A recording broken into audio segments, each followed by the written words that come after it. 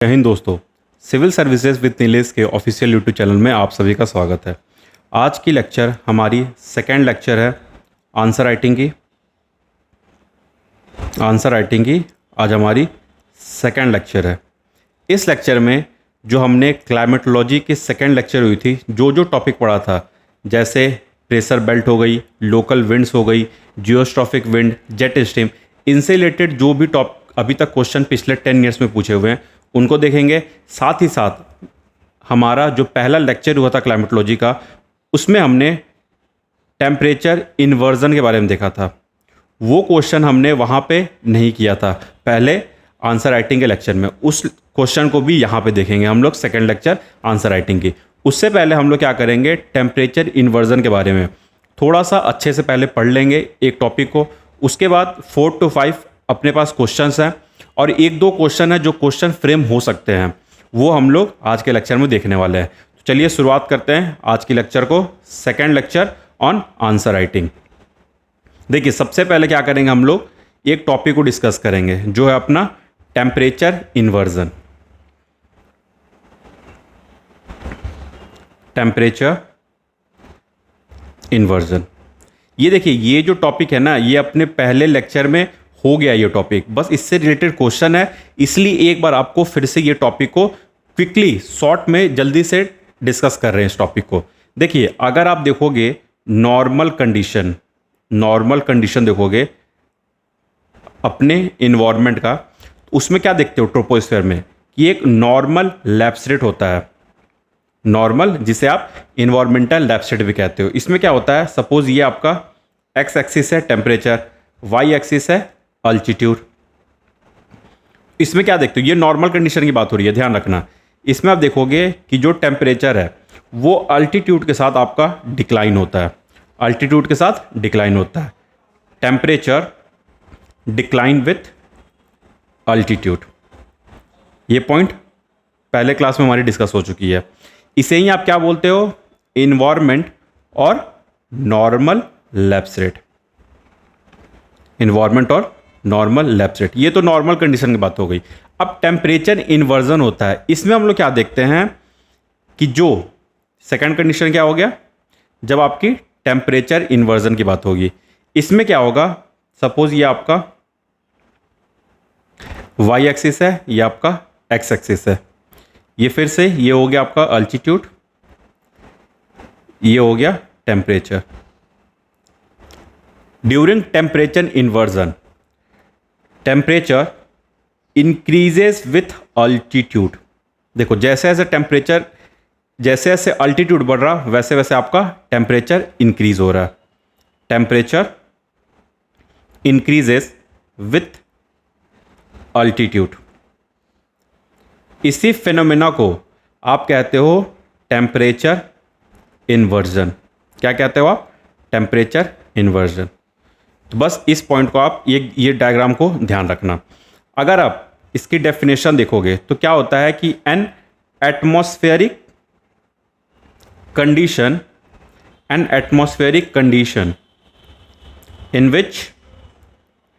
in which temperature increases with altitude, temperature increases with altitude is described as temperature inversion।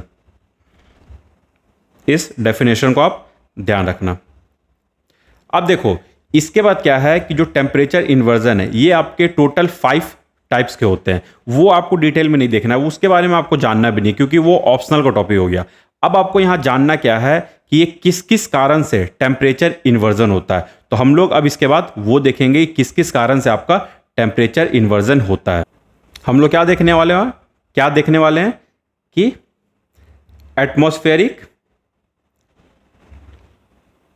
Atmospheric and weather condition associated with temperature inversion. किस किस कारण से होता है, question आपका GS में यहीं से पूछा था कि क्या क्या फैक्टर एसोसिएटेड हैं आपके टेम्परेचर इन्वर्जन से और उसका इम्पैक्ट क्या होता है आपके इन्वायरमेंट में, ये क्वेश्चन पूछा होता। तो अब एक एक करके पहले ये पॉइंट देख लेते हैं किस किस कारण से। सबसे पहला है अपना anti cyclonic condition. Anti cyclonic condition, इसमें क्या होता है, because of cold and denser air, cold and denser air. देखो एंटी साइक्लोनिक कंडीशन है, अगर आप इसको देखोगे, इसके बारे में अगर कुछ आपको ब्रीफ बताएं तो आप देखो, आप देखे थे, सपोज ये आप देखे थे 0 डिग्री देखा था आपने, ये देखा था 30 डिग्री, नॉर्थ साउथ ले लो आप, ये देखा था आपने 60 डिग्री। आपने क्या देखा था कि यहाँ से डोल्ड्रम ये राइज कर रहा, जो एयर राइज कर रहा डोल्ड्रम में, फिर यहाँ से ये बाइफरकेट हो रहा, फिर इधर से होके ये आपका सिंक हो रहा, बिकॉज ऑफ कोरियलिस फोर्स ये आपका सिंक हो रहा, डाइवर्ट हो रहा नीचे की ओर। तो यहाँ पे क्या था, आपका हाई प्रेशर भी था और टेम्परेचर भी हाई था। तो ये आपका एंटी साइक्लोनिक कंडीशन को जनरेट करता है, एंटी साइक्लोनिक कंडीशन को ये जनरेट करता है, जहाँ पे आपका टेम्परेचर भी आई है और प्रेशर भी आई है। इसमें क्या होता है, जो कोल्ड एंड डेंसर एयर होते हैं, ये सरफेस हो गया, इसके इधर आपका ये कोल्ड एंड डेंसर एयर हो गया, वो नीचे सिंक हो जाते हैं, मतलब सरफेस के पास ये सिंक हो जाते हैं। वहीं ऊपर क्या है, ऊपर जो है आपके क्लाउड वगैरह में, यहाँ पे hot and lighter air prevail करता है, जिसके कारण क्या होता है, ये कोल्ड एंड डेंसर एयर ऊपर की ओर नहीं हो पाता है, ना ही हॉट एंड लाइट एयर नीचे की ओर नहीं हो पाता है, ये नीचे ही सिंक रह जाता है, ये ऊपर राइज कर जाता है, जिसके कारण से आपका एंटी साइक्लोनिक कंडीशन जनरेट होता है। और यही रीजन है आपके टेम्परेचर इन्वर्जन का। ये हो गया आपका पहला पॉइंट। दूसरा, अगर दूसरा पॉइंट देखोगे तो क्या है, एयर स्टेबिलिटी। अगर लॉन्ग ड्यूरेशन तक आपकी एयर स्टेबिलिटी होगी, क्लाउडलेस एयर होगा, रेनलेस एरिया होगा, तो वहाँ पे भी क्या होगा, आपका ये आपका टेम्परेचर इन्वर्जन का फिनोमेना देखने को मिलेगा। सेकंड हो गया। थर्ड क्या हो गया, ये जो एरिया होता है यहाँ पे आपको क्या देखने को मिलेगा, नॉन कन्वेक्टिव देखने को मिलेगा and non turbulence, non convective and non turbulence. मतलब क्या हो गया, ये साफ एग्जांपल ले लो आप, यहाँ बात हो रही है स्ट्रेटोस्फेयर की। स्ट्रेटोस्फेयर में आप क्या देखते हो कि वहाँ पे नॉन टर्बुलेंस एरिया होता है, नॉन कन्वेक्टिव एरिया होता है, इसके कारण वहाँ पे आप देखोगे कि फ्लाइट वगैरह की मूवमेंट होती है, एयर ट्रांसपोर्ट होती है। ये किसको सपोर्ट करता है, आपके क्लाउडलेस रीजन को, साथ ही साथ रेनलेस फेनोमेना को। इस बात को भी आप ध्यान रखना, ये सब आपके आंसर में लिखने के लिए हेल्प करेगा। और कुछ आगे पॉइंट देख लेते हैं, एक दो। थर्ड हो गई हमारी। फोर्थ देख लो आप, अगर कुछ ह्यूमन एक्टिविटीज के बारे में देख ले, क्या क्या ह्यूमन एक्टिविटीज भी एसोसिएटेड है। ये क्या हो गया, ये तो आपका नेचुरल फेनोमेना हो गया, ये सारे आपके क्या हैं, नेचुरल फेनोमेना। अब ह्यूमन एक्टिविटीज से क्या क्या एसोसिएटेड है, एंथ्रोपोजेनिक एक्टिविटीज से, वो देख लो आप। सबसे पहला है, अगर mixing of smoke and fog होगा, जो आपको क्या जनरेट करेगा, स्मोक जनरेट करेगा, ये भी आपका टेम्परेचर इन्वर्जन में सपोर्ट करता है।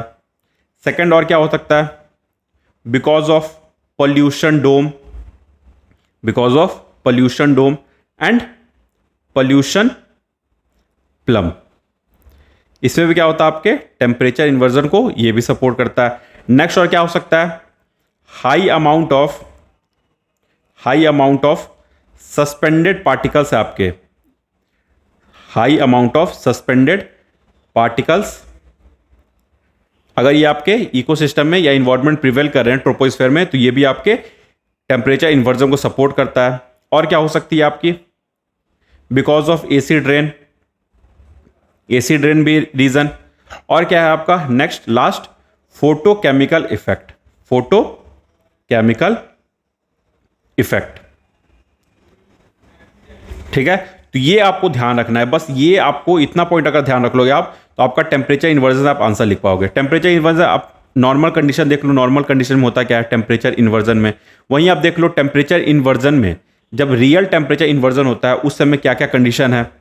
साथ ही साथ ये कुछ आप देख लो कि ये क्या है, तीनों आपका नेचुरल फैक्टर है जो आपके टेम्परेचर इन्वर्जन को सपोर्ट करता है, उसको इंटेंसिफाइड करता है। वहीं ये देखो कुछ ह्यूमन फैक्टर है, जैसे mixing of smoke and fog, pollution dome, pollution plume, high amount of suspended particles, acid rain, photochemical effect. ये सब आपके एंथ्रोपोजेनिक फैक्टर्स हैं जो आपके टेम्परेचर इन्वर्जन को इंटेंसिफाइड करता है।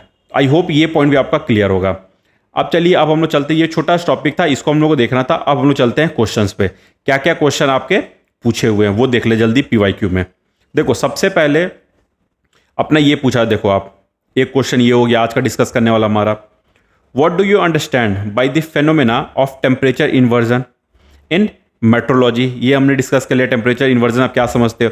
How does it affect the weather and habitants of the place, ये हम लोग देखेंगे। ठीक है, ये मिनोमिक्स के हेल्प से कैसे आंसर फॉर्म करना है वो हम लोग देखने वाले हैं। उसके बाद देखते हैं हम लोग, ये हमारी और बहुत सारी बातें हो चुकी है। उसके बाद नेक्स्ट हम लोग सेकंड ये वाला क्वेश्चन देखेंगे। Major hot desert in the northern hemisphere are located between 20 to 30 degree north and on the western side of the continent why. ये क्वेश्चन वैसे हमने डिस्कस कर चुका है, हमारी जब क्लाइमेटोलॉजी के सेकंड लेक्चर हुई थी उसमें हमने ये टॉपिक को डिस्कस कर लिया था। साथ ही साथ टेम्परेचर इन्वर्जन के बारे में हमने अभी थोड़ी देर पहले आपसे बात की इसके बारे में। और एक दो टॉपिक्स जो एडिशनल टॉपिक है, जैसे टेम्परेचर हीट के बीच में रिलेशन, क्या ये पूरे ग्लोब में क्या ये इक्वली यूनिफॉर्मली डिस्ट्रीब्यूट है, नहीं है, क्या क्या कारण है उनके पीछे, ये सारी बातें हमारी पहले लेक्चर में हो चुकी है। बस इससे रिलेटेड यहाँ पे कुछ क्वेश्चन देखने वाले हैं हम लोग। चलिए शुरुआत करते हैं पहली क्वेश्चन से। देखो सबसे पहले हम लोग क्वेश्चन क्या है आज का, factor controlling temperature distribution of earth. ये वैसे ये क्वेश्चन अभी तक पूछा नहीं है, ये ऑप्शनल वगैरह में पूछा है, लेकिन अगर जीएस में पूछ लिया, ये मैंने पहले लेक्चर जो हमारी क्लाइमेटोलॉजी की हुई थी उसे आप जरूर देखना, उसमें ये सारी बातें हो चुकी है। अगर इससे रिलेटेड क्वेश्चन पूछ लिया कि क्या क्या फैक्टर है जो आपके ग्लोब पे टेम्परेचर डिस्ट्रीब्यूशन को डिटरमाइन करते हैं, वो उसके ऊपर आप आंसर कैसे लिखोगे वो हम लोग को देखना है। अब देखो इसमें भी सबसे पहले अगर इससे रिलेटेड क्वेश्चन आ गया, आपको सबसे पहले क्या करना है, इंट्रो देना है एंड देन आपको एक डायग्राम बनाना है। पहले लेक्चर आप देखना, उसमें डायग्राम मैंने बना रखा है। डायग्राम बनाना है एंड देन बॉडी लिखना है। बॉडी कैसे लिखना है, इन पॉइंट्स फॉर्म। पॉइंट्स फॉर्म में आपको एटलीस्ट अगर 10 मार्क्स का क्वेश्चन है तो आप 5 पॉइंट अपने पास रखो, उन पांचों को दो दो लाइन में एक्सप्लेन कर दो एंड देन उनके सिग्निफिकेंस को आप कंक्लूड कर दो। पॉजिटिव निगेटिव इंपैक्ट आप उनका ग्लोब पे दिखा दो, इससे आप कंक्लूड कर दो, आपका आंसर हो जाएगा। तो अगर इसका इंट्रो लिखना है, टेम्परेचर डिस्ट्रीब्यूशन का अगर इंट्रो लिखना है तो आप वहाँ क्या लिखोगे, चलो मैं आपको लिख के दिखाता हूँ वहाँ पे आप क्या लिख सकते हो। आप सबसे पहले लिखोगे जैसे कि टेम्परेचर डिस्ट्रीब्यूशन, देखो टेम्परेचर डिस्ट्रीब्यूशन के बारे में बात हो रहा है। Temperature distribution across the globe और earth surface is a fundamental aspect of physical geography. Fundamental aspects of physical geography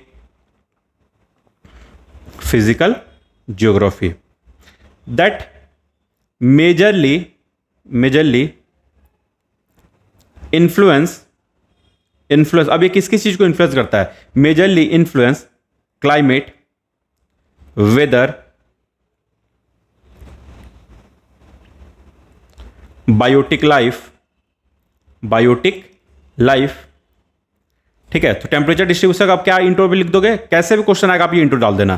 temperature distribution across the earth surface is a fundamental aspect of physical geography that majorly influence climate, weather patterns, biotic life. ये तो बात हो गई अपनी। और साथ ही साथ it varies both latitudinal and seasonally. ये तो वेरी भी होता है ना, लैटिट्यूडनल सीजनली से ही वेरी होता है। टॉपिक ऑफ कैंसर पे कभी सन रहता है, कभी टॉपिक ऑफ कैप्रिकॉन पे आता है। ठीक है, एंड उसके बाद क्या करोगे, अब आप बॉडी स्टार्ट करोगे and it is governed by different factors. ये क्या हो गया, देखो आप इंट्रो कर दिए, आप अब आ रहे हो it is govern by different factors, आप फैक्टर्स पे आ रहे हो। अब क्या करोगे, आप ग्लोब से रिलेटेड कुछ डायग्राम बना दोगे, जैसे सन की इंसिडेंस को आप दिखा दोगे। ये आपकी क्या हो गई, 0 डिग्री हो गई, ये 23 हाफ डिग्री नॉर्थ हो गई एंड नीचे 23 हाफ डिग्री साउथ हो गई। आप सन की यहाँ पे इंसिडेंस दिखा दोगे। यहाँ क्या देख रहे हो आप, जैसे जैसे इंसिडेंस बढ़ता है वैसे वैसे सन की इंटेंसिटी डिक्लाइन होती जाती है। ये तो नॉर्मल बात हो गया। साथ ही साथ आप क्या दिखा सकते हो, ओशियन करंट को दिखा सकते हो, वेजिटेशन कवर को दिखा सकते हो। ये माउंटेन रीजन है, इसकी ये इधर की एरिया क्या हो गई, विंडवर्ड साइड जो सी शोर के पास होती है, ये क्या हो गई, लीवर्ड साइड। ऐसे भी आप कुछ डायग्राम बना के इसको भी दिखा सकते हो, ग्लोब को भी दिखा सकते हो। ये क्या हो गया, लैटिट्यूडनल डिस्ट्रीब्यूशंस के अकॉर्डिंग हो गया। एंड देन ये क्या हो गया आपका, जो भी आप वेजिटेशन कवर ले लो, यहाँ पे विंडवर्ड साइड पे क्या होगा, वेजिटेशन कवर भी होगा, साथ ही साथ यहाँ पे क्या होगा, रेनफॉल भी होगा, ओरोग्राफिक इफेक्ट रेनफॉल होगा। लीवर्ड साइड क्या होगा आपका, ड्राई होगा। तो ये भी आपके वेदर पैटर्न को, टेम्परेचर डिस्ट्रीब्यूशन को डिटरमाइन करेगा।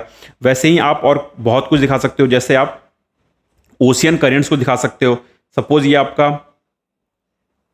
अफ्रीका के एरिया हो गया, इधर आप जो भी ओशियन करंट है इनके वेस्टर्न साइड में, ईस्टर्न साइड में आप ये दिखा सकते हो, ये भी आपके टेम्परेचर को डिटरमाइन करता है। तो ऐसे आप 3-4 डायग्राम बना दोगे, उनको डिस्क्राइब कर दोगे, तो आपका आंसर बहुत अच्छे से इन्हांस होकर आएगा। आपसे मतलब मार्क्स कोई काट ही नहीं सकता है आपका।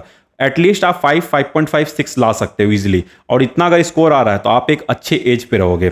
ठीक है, अब क्या करना है, अब देखो ये तो हो गई हमारी इंट्रो की बात, कुछ डायग्राम की बात हो गई। अब देखो आप, अब क्या करो, आप मिनोमिक्स याद कर लो। इससे आप 4-5 पॉइंट याद कर लो। जैसे मिनोमिक्स क्या होगा, इससे related factor controlling temperature distribution on earth, इससे क्या होगा, latitude sun.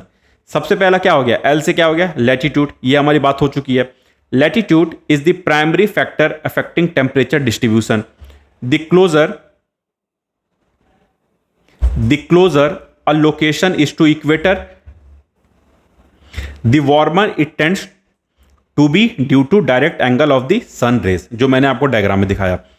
Conversely, areas close to the poles receive less direct sunlight and are generally colder। ये हमारी बात आपसे बहुत अच्छे से हो चुकी है, पहले लेक्चर से ही चल रही है। अल्टीट्यूड भी आपको डिटरमाइन करता है। आप देखो, ये सपोज आप ये इंडिया ले लो, आप देखोगे ये रीजन हो गया, ये रीजन हो गया। अगर दोनों में, ये एक्स ये वाई, अगर दोनों में अल्टीट्यूड का वेरिएशन है, दोनों में अल्टीट्यूड का वेरिएशन है, तो डेफिनेटली इनके टेम्परेचर में भी आपको वेरिएशन देखने को मिलेगा, वेरिएशन देखने को मिलेगा। वही यहां पे बात हो रही है अल्टीट्यूड की। Temperature generally decrease with an increase in altitude. Higher elevations experience cooler temperature because the air is less dense and can not hold as much heat. ये बात हो गई आपकी अल्टीट्यूड की। अब क्या बात हो गई, देखो नेक्स्ट है टोपोग्राफी। टोपोग्राफी के बारे में देख लो। The physical feature of the land such as mountain and valley can affect temperature distribution. Mountain can block air masses and create rain shadows leading to temperature variation on इधर side. वही आपकी बात हो रही है विंडवर्ड साइड और leeward side की आप बात कर लो, ये आप यहां पे एक्सप्लेन कर सकते हो। इन्फ्लुएंस ऑफ ओशियन करंट, ये भी मेरी बात हुई है। Ocean currents can significantly affect the temperature of coastal region. Warm current raise the temperature of nearby area while cold current lower it. इतना आपको बस ध्यान होना चाहिए। Tilt of the earth axis. The tilt of Earth axis causes seasonal variation in temperature as different parts of Earth receive varying amount of sunlight throughout the year। तो tilt of the Earth आपका temperature distribution को determine करता है। देखो next है urban heat island effect. इसके बारे में मेरी बात हो चुकी है आपसे। Urban areas tend to be warmer than rural areas due to human activities, building, industries. ये सब के कारण क्या होता है, अर्बन हीट आइलैंड इफेक्ट होता है। यह भी हम इससे रिलेटेड भी क्वेश्चन हमने देखा था। Distance from the sea, continentality की बात हो रही है। Areas close to large bodies of water experience more moderate temperature while inland areas have more extreme temperature due to slower heat absorption and release। ये सारी बातें जो अभी ये चल रही है ना, ये सारी चीज़ें मैंने पहले 2 लेक्चर में एक्सप्लेन कर रखा है। अगर आप वो लेक्चर नहीं देखे हो तो इस लेक्चर को देखने का कोई सेंस नहीं बनता। आप सबसे पहले उस दोनों लेक्चर को कंप्लीट करो, वहाँ पे हर एक चीज़ को मेंस के पर्सपेक्टिव से बहुत अच्छे से एक्सप्लेन किया आपके लिए मैंने। नेक्स्ट देखो अर्थ रोटेशन देख लो एंड विंड पैटर्न हो गई। Solar radiation intensity, the intensity of solar radiation affect temperature। areas receiving direct sunlight are warmer while those with oblique sunlight are cooler। ये बस आप 4-5 पॉइंट अगर इसे याद कर लोगे, आप सपोज क्या करो, बस 4-5 पॉइंट जो आपको ध्यान में रह रहा है। लैटिट्यूड याद कर लो, अल्टीट्यूड याद कर लो, टोपोग्राफी आप देख लो, ओशियन करंट देख लो, ठीक है, tilt axis earth, tilt of earth axis देख लो, अर्बन हीट आइलैंड इफेक्ट देख लो, डिस्टेंस फ्रॉम द सी देख लो। अगर ये 5-6 पॉइंट आप याद कर रहे हो, आपका काम हो गया। देखो एक और देख लो आप, nearby water bodies. Large bodies of water moderate the temperature of nearby land areas because water heats and cools more slowly than land. ठीक है, बस इतना पॉइंट अगर आप याद रख लोगे, उसका क्या करोगे आप, अब क्या करोगे, कंक्लूड कर दोगे इसे। आपने क्या देख लिया, इंट्रो देख लिया, इंट्रो मैंने लिखवा दिया आपको, डायग्राम बनवा दिया कुछ, साथ ही साथ आपको मिनोमिक्स के हेल्प से पॉइंट 4-5 पॉइंट याद कर लेना, काम हो गया। अब इसको कंक्लूड कर दो। कंक्लूड कैसे कर दोगे? recognizing these influence is essential for comprehending or understanding global climate and addressing challenges such as climate change। क्यों ये जरूरी है? ये क्या हम लोग बता रहे हैं, एक तरह से देखोगे आप तो सिग्निफिकेंस बता रहे हैं कि लैटिट्यूडनल डिस्ट्रीब्यूशन का जो हमें अंडरस्टैंडिंग है वो क्यों जरूरी है, क्योंकि हम उससे क्या कर सकते हैं, अपने ग्लोबल क्लाइमेट के बारे में जान सकते हैं, साथ ही साथ क्लाइमेट चेंज से रिलेटेड कुछ भी अगर इश्यूज है उनको हम लोग एड्रेस कर सकते हैं। तो ये तरीका बेहतर तरीका हो गया आपके आंसर को डील करने का। आप कैसे इस क्वेश्चन को डील करोगे, अगर ऐसे आप आंसर फॉर्म कर रहे हो तो आपका आंसर बहुत अच्छे से इन्हांस होकर आने वाला है। ये हो गई हमारी पहले क्वेश्चन के बाद। अब हम लोग चलते हैं सेकंड क्वेश्चन पे, सिग्निफिकेंट और impact of temperature variation on earth. Same वही है, impact of temperature variation on earth, same वही आपको इंट्रो करना है जो वहां किया था आपने, डायग्राम वैसे ही बनाना है, कंक्लूड वैसे ही करना है, बस ये तरीका अलग हो गया। ठीक है, कि क्या क्या इंपैक्ट हो सकती है अगर टेम्परेचर वेरिएशन हुआ, क्या क्या। पहले क्वेश्चन में हमने क्या देखा कि किस किस फैक्टर से आपका टेम्परेचर डिस्ट्रीब्यूशन हो रहा। अब सेकेंड में हम लोग क्या देख रहे हैं कि अगर टेम्परेचर डिस्ट्रीब्यूशन हो रहा तो उसका क्या इंपैक्ट आ सकता है, क्या सिग्निफिकेंस आ सकता है, वो हम लोग देखेंगे। इंट्रो चेंज नहीं होगा, कंक्लूजन चेंज नहीं होगा, डायग्राम चेंज नहीं होगा। अब हम लोग देखते हैं इसको सिग्निफिकेंस मिनोमिक्स के हेल्प से। क्या है मिनोमिक्स? Temperature change. अब देखो सबसे पहला क्या है, थर्मल एक्सपेंशन ऑफ वाटर। सबसे पहला क्या होगा इसका impact? Thermal expansion of water. Rising temperatures cause ocean water to expand contributing to sea level rise. This can lead to coastal erosion, increase flooding and displacement of communities. ये बहुत easy point है। जैसे जैसे thermal expansion होगा वैसे वैसे क्या होगा, जो आइस कैप्स एंड ग्लेशियर है वो मेल्ट होंगे तो क्या है, सी का लेवल राइज होगा। सी का लेवल राइज होगा तो उसके इंपैक्ट क्या होंगे, कोस्टल इरोजन होंगे, फ्लडिंग के चांसेस बढ़ेंगे, साथ ही साथ कम्युनिटीज के डिस्प्लेसमेंट होंगे। ये हो गया पहला पॉइंट। दूसरा, इकोसिस्टम डिस्ट्रप्शन। सही बात है, अगर आपका टेम्परेचर एक्सपेंड हो रहा है, टेम्परेचर इंक्रीज हो रहा है, उससे ice caps and glacier melt होगा तो वो आपके कहीं ना कहीं इकोसिस्टम को भी डिस्टर्ब करेंगे, ओशियन के इकोसिस्टम को भी और टेरेस्ट्रियल इकोसिस्टम को भी। Temperature changes disturb ecosystem by altering habitats and affecting species survival. This can lead to shift in species distribution and biodiversity loss. ये आपका हो गया सेकंड पॉइंट। ये बहुत जेनरिक पॉइंट है, आप आराम से रिकॉल कर सकते हो बहुत अच्छे से। थर्ड है माइग्रेशन पैटर्न ऑफ एनिमल। ये अब क्या इंपैक्ट करेगा, माइग्रेशन पैटर्न ऑफ एनिमल को भी इंपैक्ट करेगा। Many animals rally on specific temperature ranges to survive. Temperature changes can alter migration pattern, breeding season and feeding grounds. ये भी क्या है, इसका इम्पैक्ट है टेम्परेचर वेरिएशन का। फोर्थ क्या है, परमाफ्रॉस्ट थॉविंग। दैट मीन्स जो रीजन आइसेस एंड ग्लेशियर अब वो मेल्ट होंगे। Rising temperature cause permafrost to thaw, releasing stored greenhouse gases.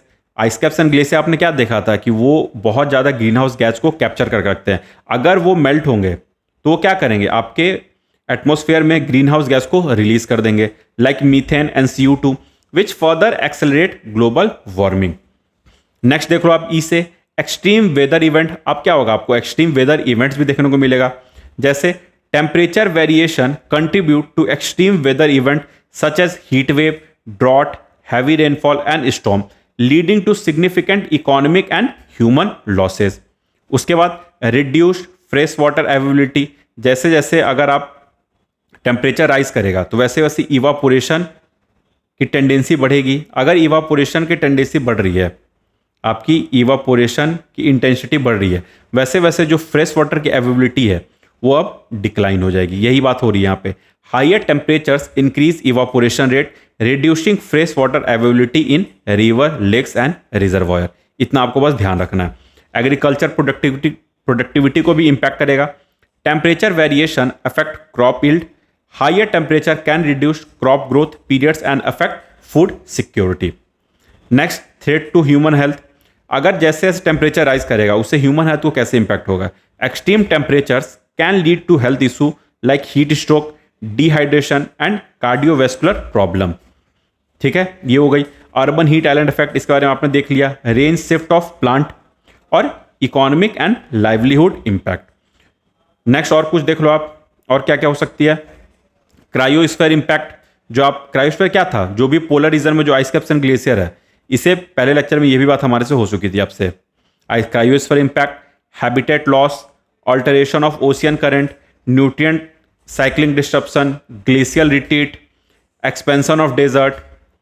ठीक है, ये सब क्या हो गया, ये सब आप देखोगे कि ये सब आपका क्या क्या इंपैक्ट हो रहा, टेम्परेचर वेरिएशन का क्या क्या इंपैक्ट हो रहा, बस उसके बारे में यहाँ बताया जा रहा है। तो आप क्या करोगे, इंट्रो कर दोगे, डायग्राम बना दोगे, उसके बाद इससे आप बस देखो बहुत पॉइंट है, ऑलमोस्ट 14 पॉइंट है आपके अंदर, इतना आपको नहीं लिखना है। आप क्या करो, जो इजी पॉइंट है, जो जैसे आपको लग रहा है कि ये बहुत ज़्यादा इजी पॉइंट है, जैसे थर्मल एक्सपेंशन ऑफ वाटर लिख सकते हो, ecosystem disruption, migration pattern, permafrost thawing, extreme weather event, agriculture productivity, fresh water availability, threat to human health, साथ ही साथ इकोनॉमिक एंड लाइवलीहुड इंपैक्ट, इससे कैसे इंपैक्ट करेगा।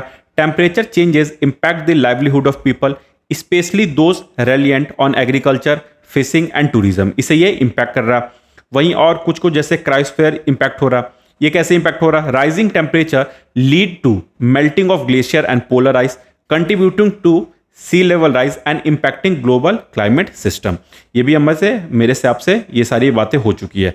हैबिटेट लॉस लिख लो आप, ग्लेशियल रिट्रीट, ये बस आप 5-6 पॉइंट याद रखना, उससे ज़्यादा याद नहीं रखना। कंक्लूड कर देना बहुत अच्छे से, जो मैंने आपको पहले क्वेश्चन में कंक्लूजन बताया था उससे आप दे देना, आपका आंसर बहुत अच्छे से इन्हांस हो जाएगा। ये हमारी सेकंड क्वेश्चन की बात हो गई, टेम्परेचर से रिलेटेड, टेम्परेचर वेरिएशन एंड उनकी इंपैक्ट रिलेटेड, ये हमारी बात हो गई। अब हम लोग देखेंगे टेम्परेचर इन्वर्जन के बारे में। टेम्परेचर इन्वर्जन के बारे में अब देखो, टेम्परेचर इन्वर्जन में क्या करना है आपको, सेम वैसे ही आप एक छोटा सा इंट्रो दे दो, 2 लाइन के अंदर आप एक डायग्राम बना दो।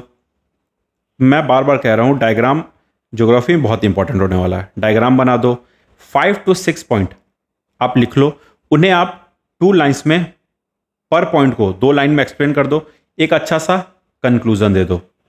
कंक्लूजन क्या दे सकते हो आप, इनकी सिग्निफिकेंस को बता सकते हो। ठीक है, इससे आपका ये आंसर भी आपका कंप्लीट हो जाएगा। अब देखो इंट्रो में आप क्या लिख सकते हो, जो मैंने आपको टेम्परेचर इन्वर्जन के इंट्रो में बताया था कि ये एक एटमॉस्फेरिक कंडीशन है जिसमें आपका टेम्परेचर जो है, जो आपका टेम्परेचर है वो राइज करता है अल्टीट्यूड के साथ। जैसे जैसे अल्टीट्यूड राइज करेगा वैसे वैसे आपका टेम्परेचर भी राइज करेगा, इसे ही आप टेम्परेचर इन्वर्जन कहते हो। अब क्या करो, अब आप एक डायग्राम बना के दिखा दो, एक नॉर्मल कंडीशन दिखा दो और एक ये टेम्परेचर इन्वर्जन कंडीशन दिखा दो। ये क्या हो गया आपका अल्टीट्यूड हो गया, ये क्या हो गया आपका टेम्परेचर हो गया। जैसे जैसे अल्टीट्यूड बढ़ा वैसे वैसे टेम्परेचर बढ़ रहा है। ये क्या हो गया आपका इंट्रो का पार्ट हो गया, डायग्राम का पार्ट हो गया। एक नॉर्मल लेफ्ट साइड का भी यहाँ पे डायग्राम बना के दिखा देना। अब आते हैं डायरेक्ट बॉडी पे बात कि बॉडी में क्या लिखोगे आप, effect of inversion of temperature. Inversion of temperature होगा तो उसकी क्या क्या इफेक्ट होगी, आपके इन्वायरमेंट में क्या क्या इफेक्ट होगी, बस उसे हम लोग देखना है। इसके लिए देख लो, इसके लिए हमारा मिनोमिक्स क्या है, डिक्रीज्ड विजिबिलिटी। देखो आप सब इसमें भी आप देखो, सब याद नहीं रखना आपको, बस 5-6 पॉइंट याद रख लेना है क्या क्या हो सकती है। देखो अगर टेम्परेचर इन्वर्जन होगा, सबसे पहले क्या होगा, डेंस फॉग फॉर्मेशन होगा, dense fog formation. Temperature inversion often lead to thick fog because the cold air near the ground is trapped by a layer of warmer air above preventing mixing. ये हमारी बात हो चुकी है। इसमें होता क्या है, जो कोल्ड एंड डेंसर एयर है ये नीचे आता है हॉट एंड लाइटर एयर के, यही आपका टेम्परेचर इन्वर्जन को क्रिएट करता है। ये क्या करता है आपका डेंस फॉग को फॉर्मेट करता है। साथ ही साथ सेकंड क्या पॉइंट हो गया आपका, second point elevated pollution level. Pollutants like smoke and vehicle emission become concentrated at the ground level due to the inversion layer leading to poor air quality। यही क्या होगा आपका, स्मोक क्रिएट कर दे रहा है, स्मोक प्लस फॉग क्या कर रहा है आपका, स्मोक क्रिएट कर दे रहा। थर्ड क्या है, कोल्ड एयर ट्रैपिंग। ये अब सरफेस के पास क्या होता है, कोल्ड एयर ट्रैप हो जाता है। cold air gets trapped near the ground by a warmer layer above, leading to colder temperature and stagnation in the lower atmosphere. ये आपका थर्ड पॉइंट हो गया। 3 पॉइंट ऐसे आप याद रख लेना, 2-3 और याद रख लो। जैसे रेस्पिरेटरी इशू देख लो आप, इन्वायरमेंटल इंपैक्ट देख लो, ये आप फोर्थ पॉइंट याद कर लो। इन्वायरमेंटल इंपैक्ट देख लो आप। Temperature inversion can impact ecosystem by trapping pollutants that affect plant and animal life, ये आपका फोर्थ पॉइंट याद कर लो। फिफ्थ देख लो आप, air quality deterioration. Poor air quality due to trapped pollutants affects overall air quality and can lead to health advisory, ये आपका air quality को भी डिटोरिएट कर देता है टेम्परेचर इन्वर्जन। स्मोक फॉर्मेशन, इसके बारे में मेरी आपसे बात हो चुकी है। और क्या क्या, एलिवेटेड ग्राउंड लेवल ओजोन, ये पॉइंट आप यूज कर सकते हो। Inversions can lead to higher concentration of ozone at ground level contributing to smoke, ये भी आपका एक उसका इफेक्ट हो गया टेम्परेचर इन्वर्जन का। डिक्रीज विजिबिलिटी, विजिबिलिटी को आपको डिक्रीज कर देता है। The combination of fog and smoke during inversion reduce visibility on the roads and in the environment. Vehicle emission accumulation हो जाएगा। Emission from vehicle become concentrated near the surface due to inversion, worsening air quality, increase health risk और smoke formation, impair transportation, reduce visibility affects transportation safety. उसके बाद breathing difficulties, ये तो health में ही आ गया। आप बस इसमें क्या करो, 4-5 पॉइंट याद कर लो। जैसे डेंस फॉग फॉर्मेशन देख लो, elevated pollution level, cold air trapping, environmental impact, air quality deterioration. Next आप ये देख लो, elevated ground level ozone, decrease visibility. बस ये सब आप इतना पॉइंट देख लोगे, आपका काम हो जाएगा। और कुछ कुछ देख सकते हो आप, जैसे इंडस्ट्रियल एमिशन एक्यूमुलेशन। देखो सारे में आप देखोगे कि पैटर्न सेम ही फॉलो हो रहा है। सब में क्या हो रहा है, कोल्ड एंड डेंसर एयर है वो हॉट एंड लाइटर एयर के नीचे आ जा रहा है। सारे का देखो, सारे का रीजन वही है कि इंडस्ट्रियल एमिशन एक्यूमुलेशन। अब यहाँ पे सपोज इंडस्ट्री का डस्ट पार्टिकल्स आपके इन्वायरमेंट में है। अब ये क्या करेगा, अगर यहाँ पे हॉट एंड लाइटर एयर होता तो वो क्या करता, वो ऊपर की ओर राइज कर जाता, ऐसे कुछ होता। लेकिन यहाँ पे क्या है, आपका कोल्ड एंड डेंसर एयर है ड्यूरिंग टेम्परेचर इन्वर्जन, तो क्या कर रहा है, ये डस्ट पार्टिकल अब ऊपर की ओर नहीं जाएगा, ये नीचे ही आपका बैठ जाएगा, नीचे ही आपका रह जाएगा, जिससे कारण आपका इंक्रीज्ड इंडस्ट्रियल एक्यूमुलेशन होगा, या आप कह लो स्मोक का क्रिएशन होगा, हेल्थ का इश्यू होगा, इन्वायरमेंटल इम्पैक्ट होगा। ऐसे आप चीज़ों को इंटरलिंक कर से याद कर सकते हो। Emissions from industry become trapped near the ground, increase local pollution, lower temperature at ground level, lower temperature at ground level. The inversion layer causes colder temperatures near the surface affecting daily weather condition, impaired visibility, traffic congestion, yields in agriculture. एक agriculture का ही point आप use कर सकते हो।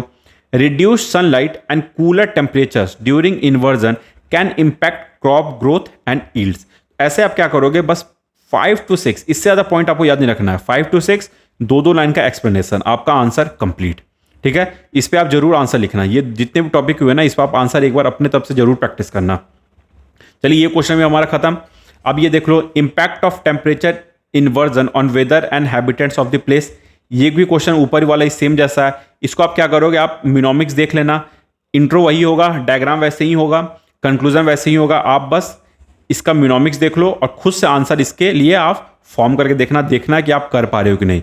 मिनोमिक्स mandatory है। मिनोमिक्स जो बताया जा रहा है, ये आपके लिए चीज़ों को बस ईजी किया जा रहा है मिनोमिक्स के हेल्प से। अगर ये आपको बुक चाहिए तो आप हमारी साइट पर विजिट कर लेना, या लिंक में हमारा डिस्क्रिप्शन में लिंक होगा, वहाँ से आप परचेस कर सकते हो। वैसे ये सारी चीज़ें क्लास में हो रही है, कोई दिक्कत नहीं है। अगर आपको चाहिए होगा तो अपने हार्ड फॉर्म में तो आप देख सकते हो। देखो, ये नेक्स्ट क्वेश्चन जो है, ये क्वेश्चन मैंने जब इसके पहले जो लेक्चर हुई थी क्लाइमेटोलॉजी की सेकंड लेक्चर, उसमें बहुत डिटेल में इन चीज़ों को मैंने डिस्कस किया था आपके लिए कि क्यों सिर्फ 20 एंड 30 डिग्री नॉर्थ लैटिट्यूड में वेस्टर्न साइड पे आपका जितने भी जो कॉन्टिनेंट के जो वेस्टर्न साइड है नदर्न हेमिस्फीयर में, वहाँ पे डेजर्ट क्यों देखने को मिलता है, डेजर्ट क्यों देखने को मिलता है। ये क्वेश्चन मैंने वैसे डिस्कस कर लिया है आपसे, ठीक है। ये क्वेश्चन आपसे डिस्कस मेरी हो चुकी है अगर आप सेकंड लेक्चर देखोगे क्लाइमेटोलॉजी से। बट यहाँ पे आप क्या देख लो कि आपको बस क्या क्या पॉइंट याद करना है वो आप देख लो। देखो, इस क्वेश्चन में आप वैसे ही कर सकते हो, इंट्रो दे दो 2-3 लाइन के अंदर, एक बहुत सुंदर सा डायग्राम बना दो, प्यारा सा। मिनोमिक्स के हेल्प से 5 to 6 पॉइंट आप मेंशन कर दो विथ 2 लाइन एक्सप्लेनेशन, उससे ज़्यादा नहीं, एंड देन उसको आप कंक्लूड कर दो, उनके सिग्निफिकेंस को बता दो, उनको हम कंक्लूड कर दो। देखो इंट्रो में आप जैसे लिख सकते हो कि जो हॉट एंड डेजर्ट, जो ड्राई डेजर्ट है, ये आपके वेस्टर्न कोस्ट पे ही, वेस्टर्न कोस्ट ऑफ कॉन्टिनेंट, जिसे आप ईस्टर्न कोस्ट ऑफ ओशियन कह सकते हो, वहीं पे देखने को मिलते हैं। ठीक है, अब इसके लिए आप क्या डायग्राम यूज़ कर सकते हो? जैसे डायग्राम मैंने वैसे तो बना रखा है, फिर भी आप एक बार देख सकते हो। जैसे डायग्राम क्या यूज़ कर सकते हो आप, यहाँ देखो, जैसे सपोज ये आपका एक मार्जिन हो गया, मार्जिन हो गया, इसके इधर आपकी ये ओशियन हो गई, एंड देन इधर आपकी कॉन्टिनेंट हो गई, इधर आपकी कॉन्टिनेंट हो गई, इधर ओशियन हो गई। ठीक है, ये आपका 0 डिग्री हो गया, एंड देन ये वैसे पहले लेक्चर मैंने बनाया है, सेकंड लेक्चर हुआ है क्लाइमेटोलॉजी का, बट कोई नहीं, आप यहाँ देख लो। 25 डिग्री नॉर्थ, 35 डिग्री नॉर्थ, इधर 25 डिग्री साउथ, एंड देन इधर 35 डिग्री साउथ। ये कुछ ऐसे एक डायग्राम बना लो। क्वेश्चन क्या पूछ रहा है कि क्यों जो भी डेजर्ट हैं वो आपके इधर लाई कर रहे हैं, कॉन्टिनेंट के वेस्टर्न कोस्ट पे। ये क्या हो गया, ये आपका कॉन्टिनेंट का वेस्ट कोस्ट हो गया, ओशियन का ईस्टर्न मार्जिन हो गया, ये कुछ ऐसे हो गया। ठीक है, अब यहाँ पे क्या है कि ये ट्रॉपिकल डेजर्ट यहाँ पे लाई कर रहे हैं, ट्रॉपिकल डेजर्ट, इधर आपके ट्रॉपिकल डेजर्ट हैं, ट्रॉपिकल डेजर्ट। ठीक है, अब देखो, अब बहुत चीज़ें हैं। आप देखोगे यहाँ से कि ये आपका कोल्ड ओशियनिक करंट भी है, ये सब रीज़न है। ठीक है, कोल्ड ओशियनिक करंट है, साथ ही साथ ये जो एरिया है, ये एरिया यहाँ पे आपका सब ट्रॉपिकल हाई प्रेशर बेल्ट भी प्रिवेल करता है, सब ट्रॉपिकल हाई प्रेशर बेल्ट भी प्रिवेल करता है। ये सब कुछ कुछ रीज़न है। ये डायग्राम आप बना दोगे, ठीक है, इंट्रो डाल दोगे। अब देखो आप पॉइंट देखो मेरे पास, पॉइंट क्या क्या आपके पास, मिनोमिक्स देख लो, इसके लिए आप ड्राई वेस्टर्न, डी से क्या हो गया, descending air masses at 20 to 30 degree latitude, dry air sinks due to descending limb of the Hadley cell. This descending air warms it as it compress, creating dry stable condition that inhibit cloud formation and rainfall. अगर ये आप पहले दूसरे lecture अगर join किए होंगे मेरे, तो आप ये पॉइंट समझना आपको बिल्कुल भी डिफिकल्टीज नहीं होगा अगर आपने प्रेशर बेल्ट समझ रखा है तो। सेकंड देख लो आप, rain shadow effect, mountains along the western side of the continents can block moist air from moving inland, causing desert on the leeward side of the range. This is known as the rain shadow effect. ठीक है, तो ये क्या हो गया, rain shadow effect में जो भी आपके वेस्टर्न मार्जिन में देखोगे वो सारे आपके रेन शैडो जोन में ही आते हैं, जिसके कारण वहाँ पे रेन शैडो जोन बोल लो आप, या उसे लीवर्ड साइड बोल लो, वहाँ भी आपको इसी कारण से डेजर्ट देखने को मिलते हैं कि जो मॉइस्चर होती है, मॉइस्चर की कंटेंट वहाँ तक पहुँच ही नहीं पाती है। तो मॉइस्चर कंटेंट नहीं पहुंचेगी तो वहाँ पे क्लाउड फॉर्मेशन होगा नहीं, क्लाउड फॉर्मेशन होगा नहीं तो वहाँ पे रेन फॉल होगा ही नहीं। थर्ड क्या है, year round high pressure, year round high pressure, subtropical high pressure system persist year round on this latitude leading to minimal cloud cover and dry weather. ये भी आप प्रेशर बेल्ट से समझ चुकेंगे ये पॉइंट। नेक्स्ट है warm ocean current absent, यहाँ क्या होता है, कोल्ड ओशियन करंट होता है।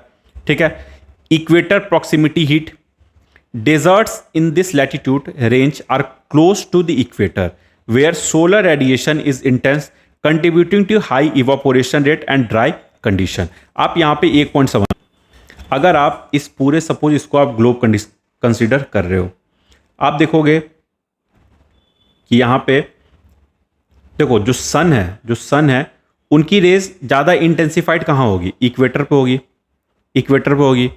वहीं उनकी इंटेंसिफिकेशन देखो यहाँ तक भी तो है, आपके ट्रॉपिक्स तक भी तो है, ट्रॉपिक्स तक है, लेकिन फिर भी इक्वेटर में ज़्यादा इंटेंसिफाई है इनकी रेस। तो अगर लॉजिकली देखोगे आप, अगर ऐसे ही लॉजिकली सोचोगे तो आप वो क्या सोचोगे कि यार इक्वेटर के पास तो डेजर्ट फॉर्म होना चाहिए, क्योंकि यहाँ पे हीट ज़्यादा है तो इवापोरेशन भी ज़्यादा होगा, इवापोरेशन ज़्यादा होगा तो क्या होगा, वहाँ पे आपका जो फ्रेश वाटर का सिस्टम है वो भी डिटेरियोरेट होगा। लेकिन उसके बावजूद भी आप देखते हो कि डेजर्ट जो है वो आपका ट्रॉपिकल रीजन फॉर्म करता है। उसका रीज़न क्या है कि ये जो एरिया है ये आपका हाई प्रेशर बेल्ट का एरिया है, हाई प्रेशर बेल्ट का एरिया है, जिसके कारण से यहाँ पे एडियाबेटिक कंडीशन जनरेट हो जाता है, एडियाबेटिक कंडीशन जनरेट हो जाता है, जो आपके क्लाउड के फॉर्मेशन में हेल्प नहीं करता है। अगर क्लाउड फॉर्मेशन में हेल्प नहीं करेगा तो रेनफॉल होगा ही नहीं। लेकिन वहीं पे आप देखोगे इक्वेटर रीजन पे, तो यहाँ पे इक्वेटोरियल लो प्रेशर बेल्ट है, दैट मीन्स जो एयर है वो यहाँ पे राइज कर रहा है in the form of doldrum, वही एयर राइज करके ऊपर जाके कंडेंस होके वो रेनफॉल क्रिएट कर दे रहा है। ठीक है, इसी कारण ये जो area equatorial low pressure belt, ये as compare to tropical zone, ये यहाँ पे डेजर्ट फॉर्म नहीं होता है। डेजर्ट आपका जो ट्रॉपिकल जोन होता है वहीं पे डेजर्ट फॉर्म होता है। इस पॉइंट को भी आप ध्यान रखना, ये आपके अंडरस्टैंडिंग के लिए बहुत आसान हो जाएगा अगर इन चीज़ों को समझोगे आपने तो। नेक्स्ट देख लो आप, next point, subtropical high pressure zone. Subtropical high pressure belts dominate this region, leading to descending air masses and preventing the formation of cloud. इसको भी ध्यान रखना। ट्रेड विंड के बारे में कुछ देख लो। Trade winds blow from east to west in the latitudinal range, diverting moist air away from the western side of the continent, which reinforces arid condition। तो ये ट्रेड विंड्स के बारे में बात हो गई। इवापोरेशन एक्सीड्स प्रेसिपिटेशन, जो भी मैंने आपको बताया था। In this region evaporation rates exceed precipitation due to intense solar heating and minimal rainfall, further drying the land. Next है rocky and arid terrain. Next, no humid air from ocean.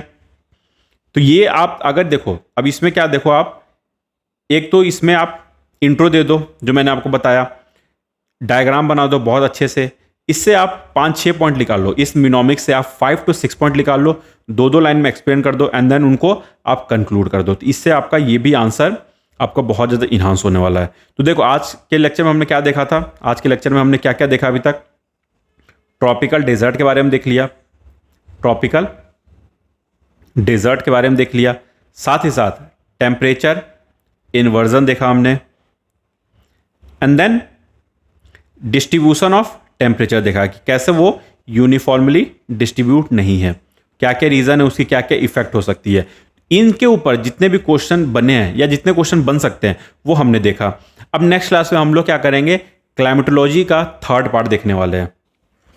Climatology के third part में हम लोग cloud के बारे में देखेंगे, rainfall के बारे में देखेंगे, साइक्लोन के बारे में देखेंगे। तो ये जो लेक्चर है आपका, इससे सबसे ज़्यादा क्वेश्चन आपका पूछा हुआ है। ये लेक्चर हमारा थर्ड होगा क्लाइमेटोलॉजी का, थर्ड लेक्चर हमारा क्लाइमेटोलॉजी का। तो इस चैनल से आप बने रहें। इसके बाद फिर इससे रिलेटेड जो हमारी PYQs होंगी, जो एडिशनल क्वेश्चंस होंगे वो हम लोग देखेंगे। तो मैं उम्मीद करता हूँ कि ये जो क्लाइमेटोलॉजी का सेशन चल रहा होगा ये आपके लिए बहुत ज़्यादा हेल्पफुल होने वाला है मेंस के लिए, या आप किसी भी स्टेट पीसीएस के मेंस दोगे उसमें भी आपका ये आंसर राइटिंग जो प्रोग्राम है हमारा, या जो पढ़ाने का प्रोग्राम है नेक्स्ट 20 डेज का, ये बहुत ज़्यादा हेल्पफुल होने वाला है। चलिए आज की क्लास को यही समाप्त करते हैं। मिलते हैं हम लोग थर्ड लेक्चर में क्लाइमेटोलॉजी का। तब तक all the best. Thank you for being patience in my lecture. Thank you so much. All the best.